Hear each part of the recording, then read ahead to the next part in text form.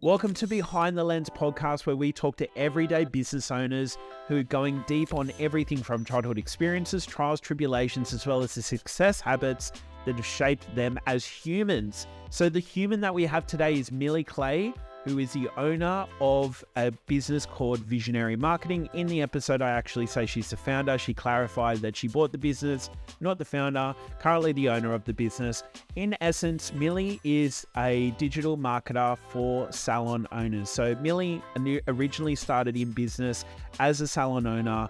She got into the space and she obviously understands the salon industry, the clients, the challenges, and all those other things. And in today's episode, we talk a lot about business mindset.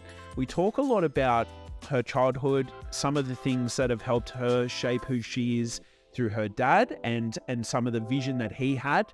And so, yeah, in this episode, it's a really good opportunity. I actually start to open up and talk about, different levels of business and a whole range of other things.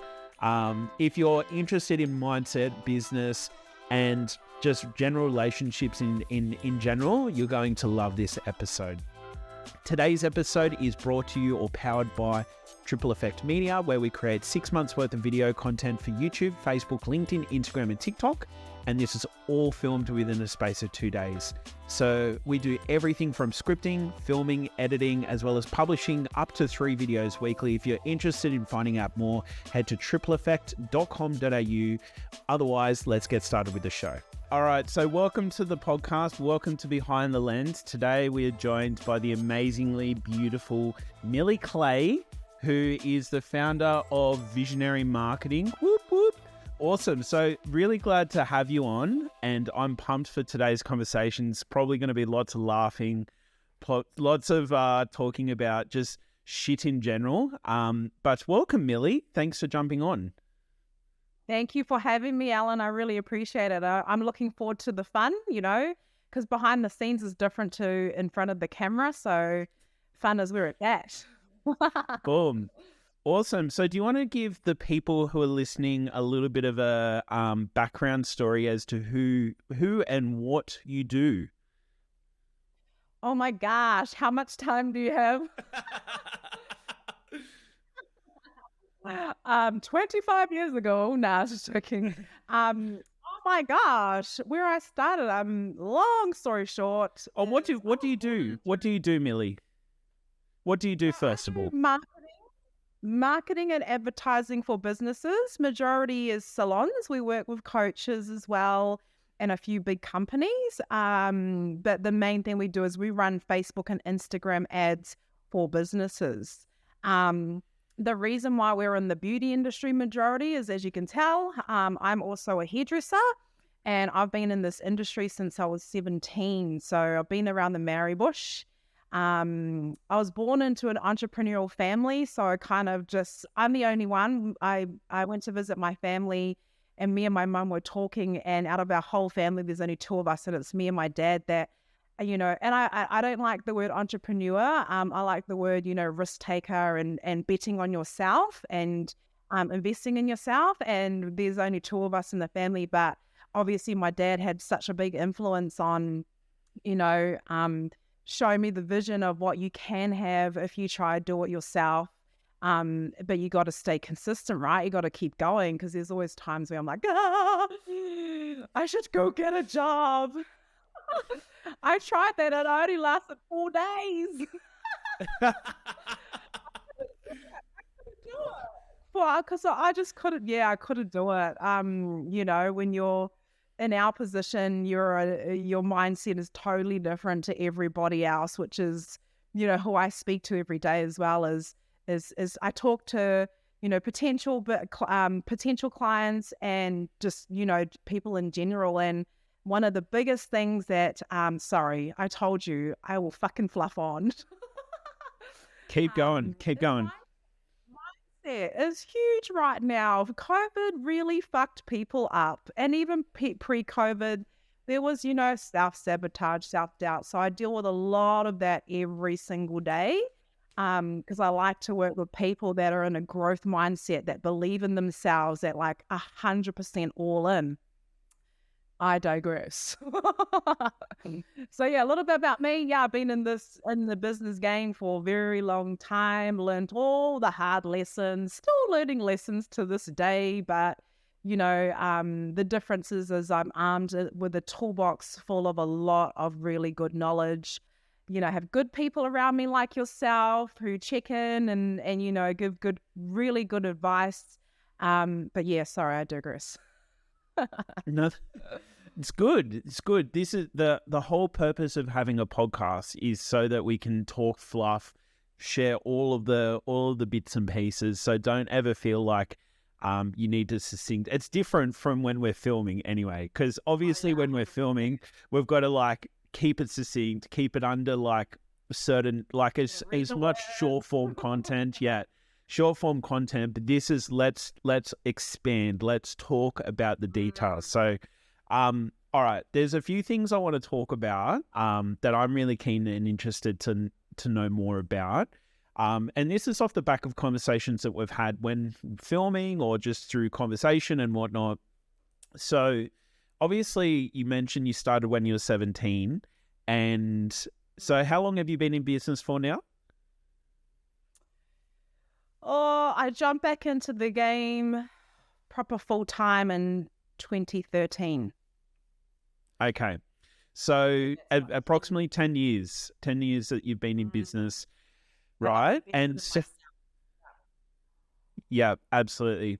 Now, what I'm really keen to understand is and I think I know part of this story, but I'd love for you to explain, talk to me about when you were 17, so I'm assuming this is when you started working for someone else or you started your own salon or whatever the case is. I'd love to know the circumstances because you have a very young family, or you had a family very young anyway. And I'd love to understand, like, to me, through our conversations, what's sort of been apparent to me is that you've almost had a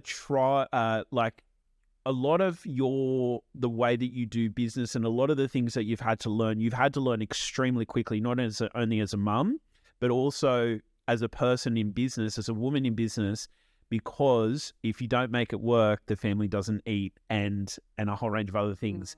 And you can tell you've got that resilience in the way that you talk about things, the lessons that you've learned and things like that. So this is why I'm really keen to understand more about what was it like starting your business at 17, or even like before that? Like, talk to me about what was going on in life around that time.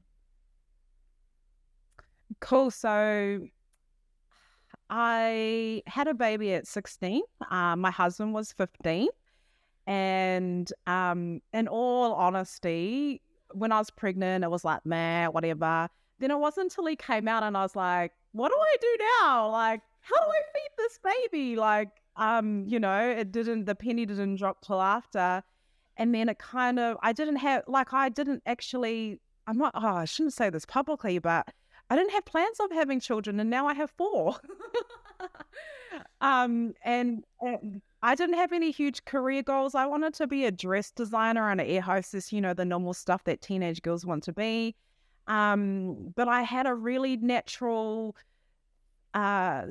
tenacity, I think the word is, and resilience because of my upbringing. My family were quite tough on me as well.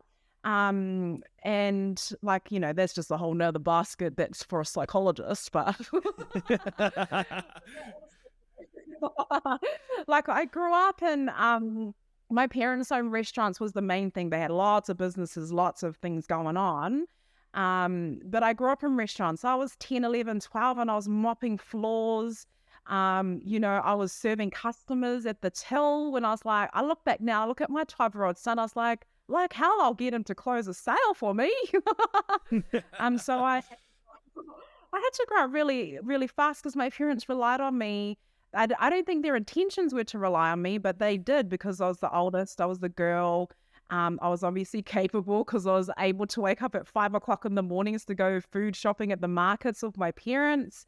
So it was naturally in me. And so I think once I had my baby, because I turned 17 as soon as he was born, like I wasn't horrible. I wasn't anything. I worked in a shoe shop, and I was like, this is not going to be my life. Like, and the options that I had in front of me was to work in a shoe shop and get paid $15 an hour, or go on the dole. And I was like, I am not going to go on the dole. Like, that's not going to sustain a lifestyle that I want. So inadvertently, I was like, okay, what do I love? Like, what do I love doing? What's my passion? And I loved talking to people, making people feel good. And then the opportunity to do a nail technician course came up. So I was like, you know what? And they were a reputable company. They had really high standards. So I was like, I'm going to jump in and do this. And then after I'd done that, I realized, okay, I know how to do nails really, really good. Like, all my family, including the men in my family, had nails. I didn't have the business side of things. So I actually got a scholarship when I was 18 to do a business course. And I think that really kicked my brains off even more, because my parents, there's a difference. There's two words that I always use. There's tactical, and then there's strategic, right? And watching my parents, they were tactical. They didn't have a big plan. They had this idea and was gunning for it. But you learn lessons really hard that way. Did I learn from that? No, because I got, and so inadvertently, I did a nail course and I did a business course, and then it just happened. Like, it just naturally manifested, and I actually built a really successful nail business when I was 17, 18 years old in New Zealand. But then I decided to move to Australia because there's just better opportunities here. And then I got stuck in the corporate world for a little bit there. I was still doing bits on the side, but I got stuck. But you know what? I'm happy that I went in the corporate world, because they taught me a lot of things that I know now. Yeah, that's the beginning. That's awesome. Yeah, that's awesome. And look, there's a few things that I want to unpack, including, like, I want to talk about the corporate world, because I definitely resonate with that world. But what I do want to talk about is, you mentioned, like, and even during filming, you talk a lot about your dad and obviously your parents and whatnot, but your dad has a massive influence business-wise on who you are as a person and some of the traits and things like that. What would you say are 3 different traits that you got from your dad as a result of, growing up in that restaurant business, or like in the scene of business in general? The first thing I can say that I got from my dad is vision. Like, he's a visionary. Like, anything he looks at, visionary marketing. Yes, he will look outside and be like, there's an opportunity, there's an opportunity, there's an opportunity. And I'm like, oh my gosh, Dad. Even just visiting him recently, he's like, I have an opportunity for you. And I'm like, oh my gosh, this is amazing. So the first thing is that he thought outside of the box. He didn't restrict himself. He didn't have limits with his thinking, which is really important, because if you can't do that, there's no vision, there's no future, The second thing that I got from my dad is the tenacity side. I don't really like to accept no as an answer without really deep diving in and figuring out things. And most times when I don't accept no and ask more questions, I mean, in my former life, I must have been a journalist or something, because I love asking the hard questions as well. And you discover more about the people you're speaking to. So that's really, really important. And I think the third thing that I got from my dad, because just to give you a bit of a background, my dad had a really hard life. He's not actually my biological father. He's I don't call him my stepdad. He's my dad. He brought me up, but he was really tough on me, really hard on me, because I'm a girl, obviously, as well. And I'm a cheeky one too. And the the third thing I got is he loves people. He loves community. He's a pastor of a church, you see. So his job is people. He had a vision one night where he was like, he loves cooking. He loves food. I love food too. Food is just my jam. That's my love language. And he had a vision one night that God gave him that he needs to feed the people. So he went, and got some sponsors and started off a soup kitchen. And a soup kitchen is a place where you can come, you can eat for free. And this was, how old's my son? 7, 8 years ago. He managed to get sponsorships. He's managed to get, food companies giving him food so that people can, not clients, people can take home food for their family and all that sort of stuff. He has now he's helped to create a founder of, what's that like? Of 9 soup kitchens. 9. So it started off from a dream that he wanted to feed people, and he now serves thousands and thousands of people. He's not in it anymore because they've built it so big they need to have layers of management, blah, blah, blah. Oh my gosh, that light. But he started something from a dream. Now he's got 9 soup kitchens. Not only that, they feed thousands of people. They have Christmas boxes that they give to people. They feed people in lunches. And this is all, the caring factor of people. So I'm really happy that I had that experience, even though there was times it was really rough. But having my dad, and he supports me. Like, even when I had my salon and I was crying on the phone going, I'm not making any money, what am I doing? My mum would say, just shut up and shut the shop. You don't need the stress, la, la, la. And my dad was like, what else can you do? What else, figure it out. Go back to your, blah, blah, blah. Whereas everybody else told me to shut the shop. My dad told me to keep going. I love that. Yeah, I love that. It is so funny. Like, that is what you're describing is sometimes the conversations difference between my wife, like, when as you're talking about it, obviously reflect on like us as parents, right? And I know that there'll be times where my little boy is climbing on something that he shouldn't be, and my wife will go, get down, and I'll be like, keep going, and like I'll keep pushing him. Because I know that he's wanting to explore, and in the safest possible way. Like, while I am there, it's as safe as it's going to get. Like, I'd prefer him to climb and do stuff while I'm there rather than not.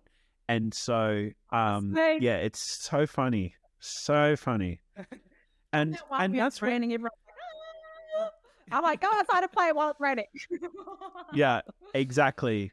But I love that. Like, I love that push because, like, I think even as entrepreneur, like, we use the word business owners, like risk takers and all those other things. It's really funny how, like, business and what the lessons that you learn in business is just more about pushing the edges of what you're capable of.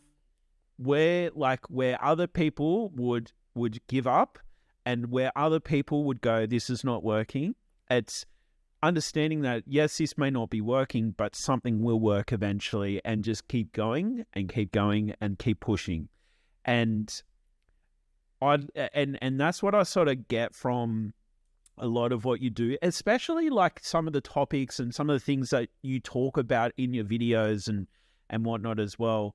And so my question for you now is, what's been the biggest challenge that you've faced, that you've had to overcome in business?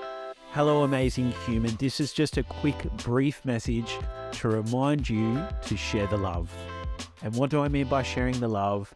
What I mean is, if you know someone who might get value from this episode or from this interview, make sure you share this episode with them. Also, if you are enjoying this interview and may enjoy other interviews like it, make sure you hit the subscribe button or follow button on whichever platform you're listening or watching on. And lastly, if you're really enjoying this episode, if you really want to share the love, make sure you leave a rating. A positive rating with lots of love is much appreciated.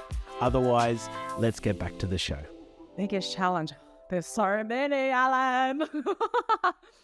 The biggest challenge, if we're talking currently, I think, because I'm going through a journey of learning about masculine and feminine, is because of, being under my dad's wing, he's a very, very masculine man. I also am quite masculine a lot of the times. And I've learned that I need to reach into my feminine side sometimes, because people are not where I'm at. So meeting people where they're at is huge. but also operating in a certain mindset. Like, you know, if I've got an unhappy customer, whether that was in my hair salon or whether that's in the business we have now, previous to me doing some mindset work, I'd be really stressed. I'd be like, oh my gosh, like, or I'd be like, you know what, fuck them, they're fucking assholes, da da da da da.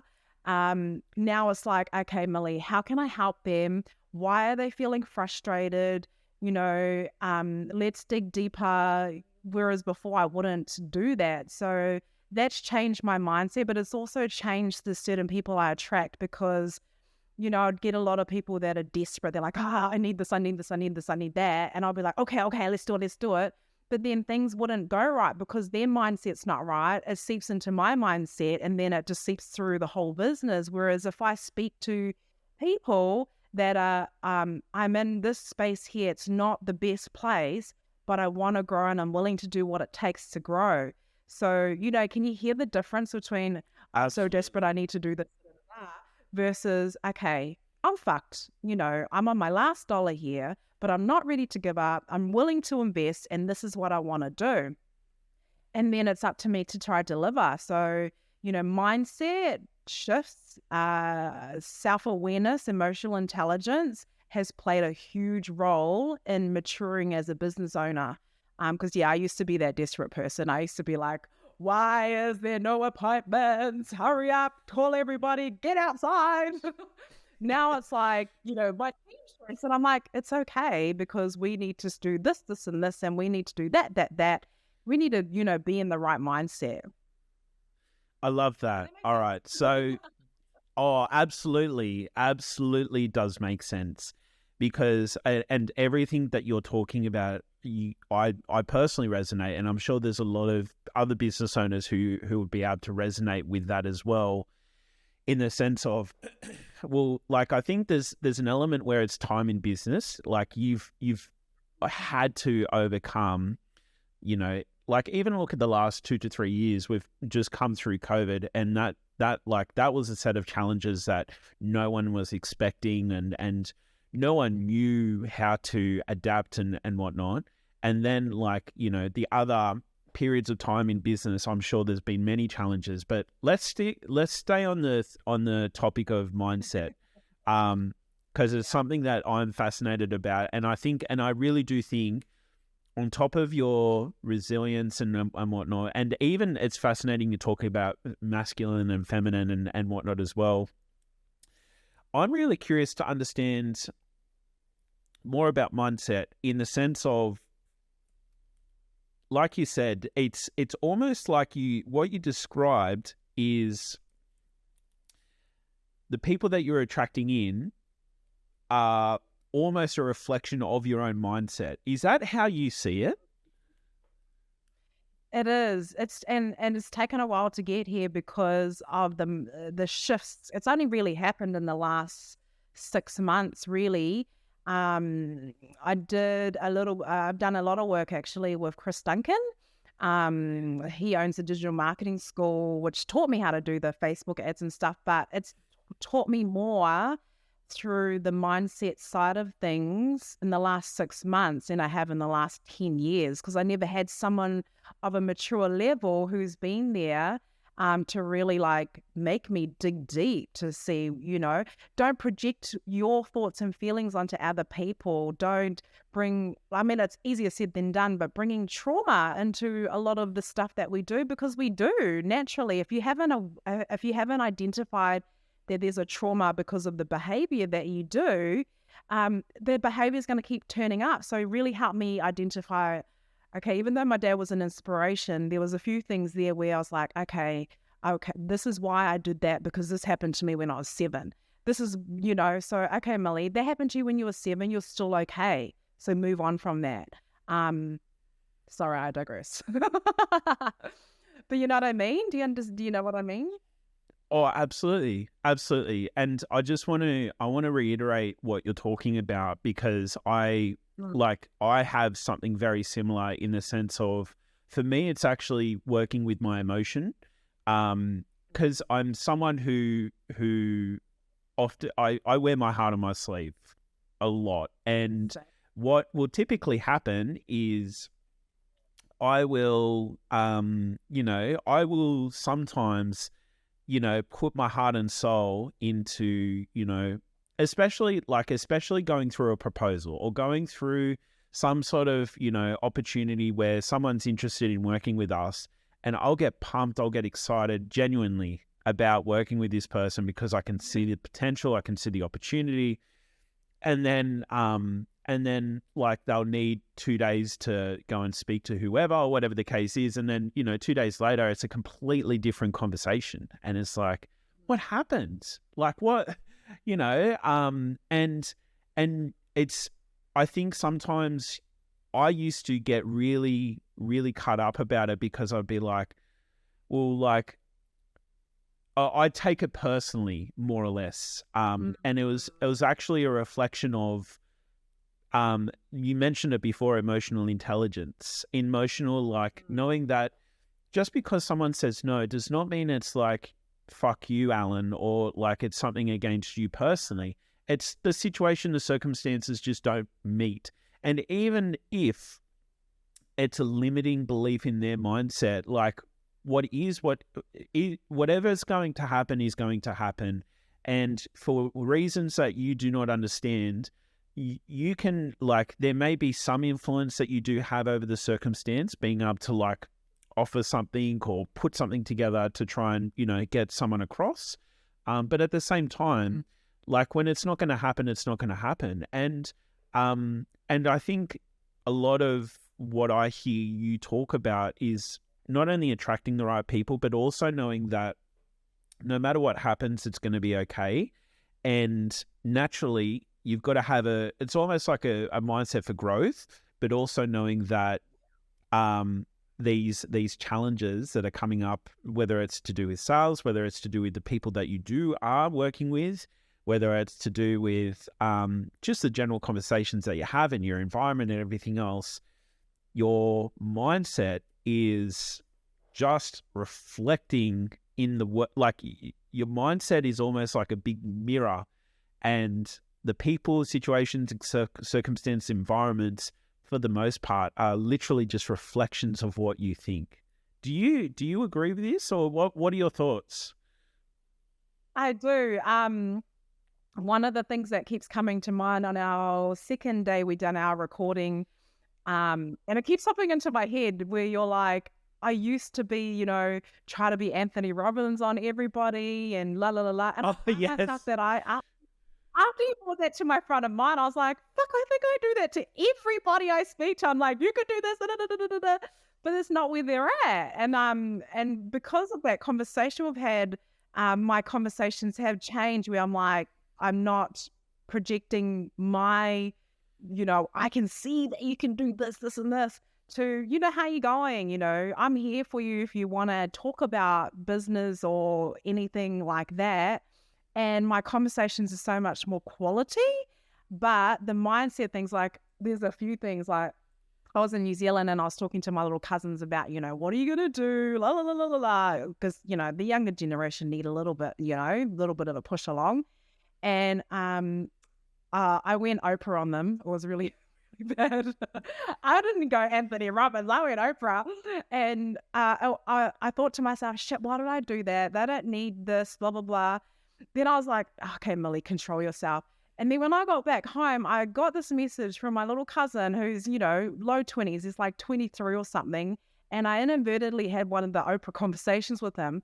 And he messaged me, these kids are young. They don't really give a crap about anybody. But he took the time to send me a big message and say, hey, cousin, thank you so much for the conversation we had. You really inspired me.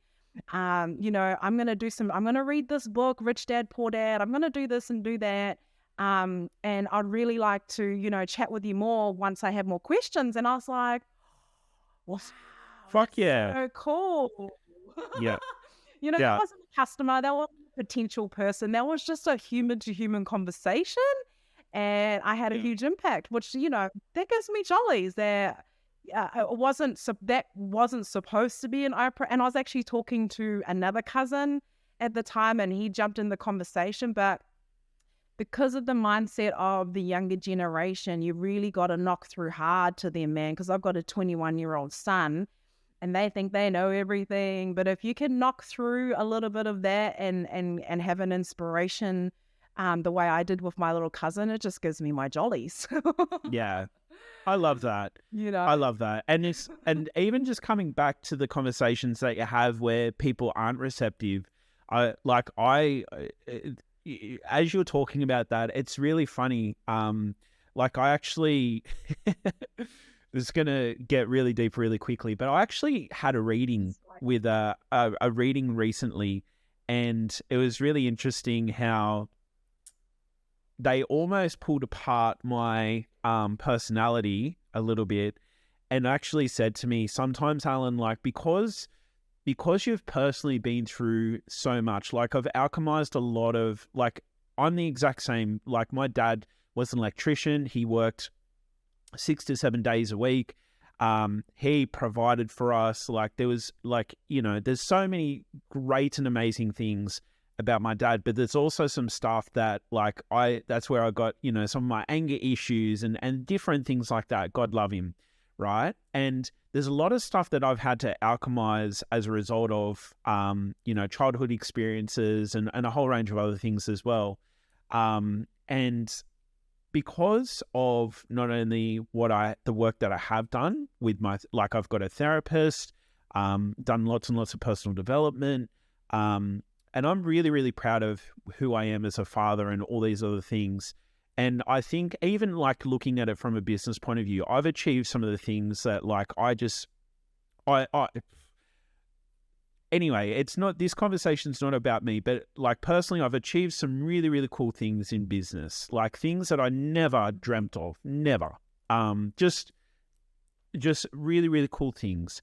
And when all of that to me is because I intentionally moved in a direction and made things happen. And when you've been on that journey and then you see, you know, people in your family, in your world and all those other things where they could be in the same situation or they could be on the same journey. And you see that like, if let's say you're at step 8 or 9 and they're still at step 1 or 2, right? I think the natural, and you'll resonate with this, is the natural thing. The reason I go Tony Robbins, or in your case, Oprah, is because you can see what they need to do at step 3, at step 4, step 5, etc. And all you want to do is help. But sometimes this is the thing, is like, it actually helps you to be and learn to be humane, in the sense of like, understand that there are people who are at step 0, like at the fucking rock bottom. And there are people who are at step 5. There's people at step 1, you know, and everything else in between. And it's being comfortable with knowing that your potential, like if you're looking at it from a business point of view or whatever, you may be a few steps ahead, but it's not about showing or even declaring that you're better than someone or further ahead. It's having the sympathy and the having sympathy, and there's another word that I'm looking for, but just being just caring about, like, it doesn't matter what level I'm on, it doesn't matter what level you're on, we're still humans, and you just want to help someone no matter where they're at. And there's part of you that, because you've been through those journeys, because you've been through those things, you want to give your absolute best and you want to see them succeed. But part of it is that you can say something, like your part may only be a very, very minute part, to say a word, to say a sentence, potentially have an open conversation, but that's it. Like they've got to learn through their own experiences, through their own journeys and things like that. Now I'm the one going on a rant, but look, this is, as you're talking about, this is what I resonated a lot with is like, I was talking about the reading, I actually had to learn a little bit about being more humane and understanding that just because I'm extremely self-reflective and everything else, does not mean that people have those same qualities or even see the need to be as reflective on themselves as I am. And so I'd love to understand, because it almost sounds like you talk about your family, you talk about business and things like that. And sometimes it can get really lonely in business because you're on such a journey in your mind, in what's going on, and what's happening.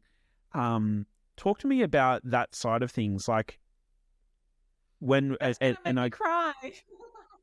Yes. Because I just recently spent 5 weeks in New Zealand with my family. And like I mentioned before, there's just me and my dad that have got the entrepreneurial bone. So imagine spending 5 weeks with your family where you're like, you can do this, you can do that. It was really a humbling and an actual privilege for me to spend time with my family who have no choice. You have no choice. They're your family, you know. And it was just really nice to get back, like you mentioned before, to the humanity side of things, because in business, we're hustling all day. We're having conversations with people all day. We're talking to our clients who are the same as us all day.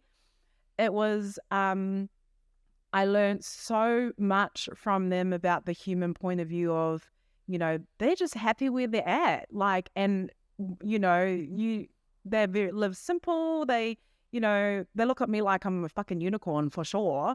And I'm just like, you can do this. You can lift your house up and you can get a machine and you can put your house here. Like, you know, like I'm thinking things like that. And they're like, I'm really happy where I am, Millie. And that was humbling, because I was like, bringing things back to simple of not everyone is as ambitious and as nutso as me.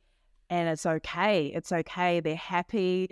And it doesn't, like, I don't personally live that way, but it's also nice to really feel, and I felt unconditional love from them as well. So it was really good for my soul to really just try and not be so hustler, like take a break, Millie. You know, you don't have to try sell a dream to everybody. You don't have to try be Anthony Robbins on everybody. People are just happy and you should be happy for them. So, you know, and also I had a big experience, try not to cry. The reason I went to New Zealand is my favorite auntie / she was like a second mum to me when I was a naughty teenager. You might have picked that up earlier from having a child so young. I went to go live with my auntie and uncle for a little bit when I was a teenager, and she actually got cancer. We thought that she was going to be okay, but then I got the call she's going to be, you know, she's got 4 weeks. So I went back home to go look after her and be with my family through this process. I'm trying to hold the tears back here. That also was a huge humbling experience because she passed away. But I think the whole experience of like looking at her, she was happy. She's a Christian. So she knew she was going to heaven. That was refreshing for me too, because, you know, we live this life where I'm like, you know, sales and this and help you do this and, you know, help your skin get better, your hair better, blah, blah. When it just brought things back to simple, like, you know, sitting down and having chit-chat conversations is okay. Because before, to me, I was like, that's a waste of my time.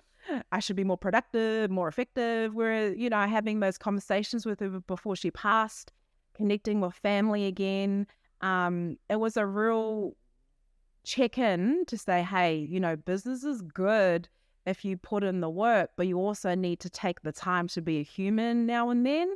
And I've come back with a fresh mind, like, you know, life is short.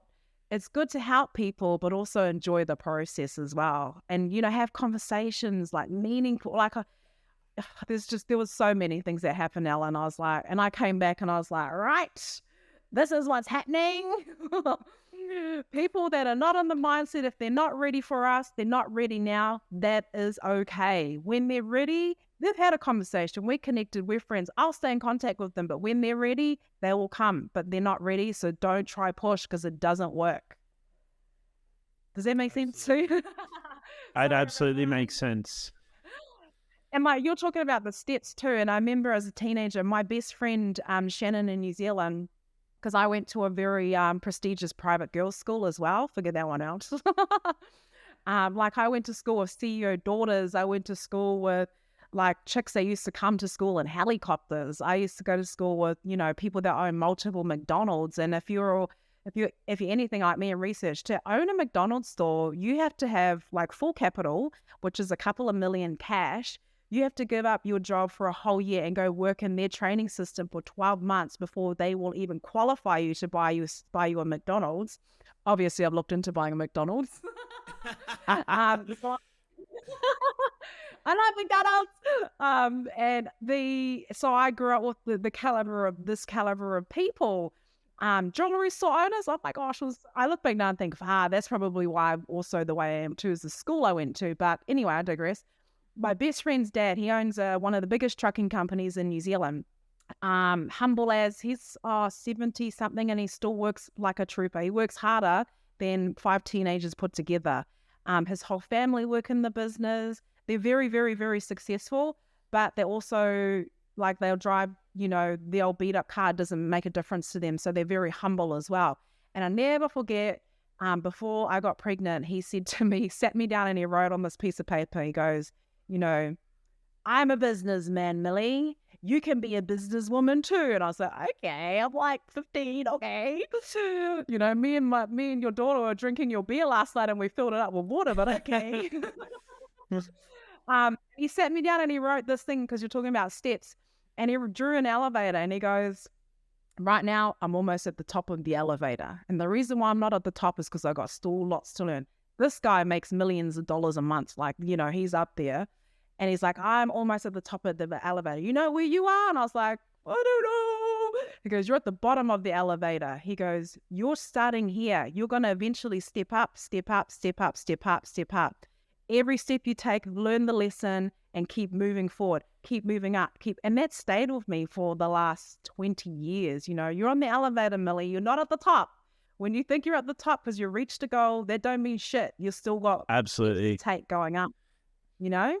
Isn't that, and even that in itself, right? I was talking about being at level 8 or 9, and then it's like there's up to 100 steps, Alan.